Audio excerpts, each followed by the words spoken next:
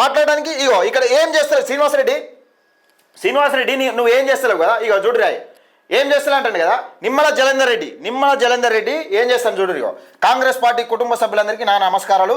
రేపు ఉదయం 11 గంటలకు గాంధీ విగ్రహం దగ్గర ప్రెస్ మీట్ ఉంది. ఇంట్లో కూడా పార్టీలు ఉన్నాయి. ఇలా మహిళా సంఘాలలో కూడా పార్టీ ఉంది. కాంగ్రెస్ పార్టీ ఉన్నది, బీఆర్ఎస్ పార్టీ ఉన్నది. ఇలా పార్టీల కోసం ఎవరిని బలిపసం చేస్తున్నాం? మీ అగ్రకులాల కుట్రల కోసం. ఇప్పుడు ఎవరెక్కిండు రాజకీయంలో? ఎవరెక్కిండు? మా అంటే కల్వకుంట్ల విద్యాసాగరరావు కొడుకు కచ్చింది.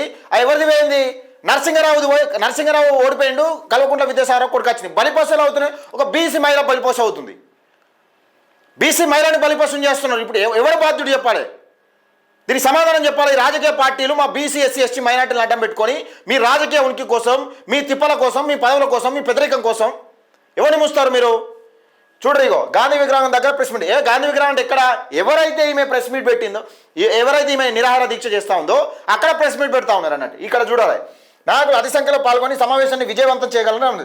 ఇటు సమావేశానికి మహిళలు అధిక సంఖ్యలో పాల్గొనే విధంగా కార్యకర్తలు అందరూ సన్నాహం చేయాలట. మహిళలు ఎందుకు సన్నాహం చేయాలి? మహిళలు ఎందుకు రావాలి చెప్పు?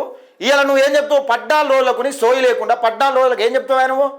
14 రోజులకు నువ్వు చెప్పేది ఏం చెప్తావు అంటే ఈ పార్టీకును కాంగ్రెస్ పార్టీని సస్పెండ్ చేసాయి.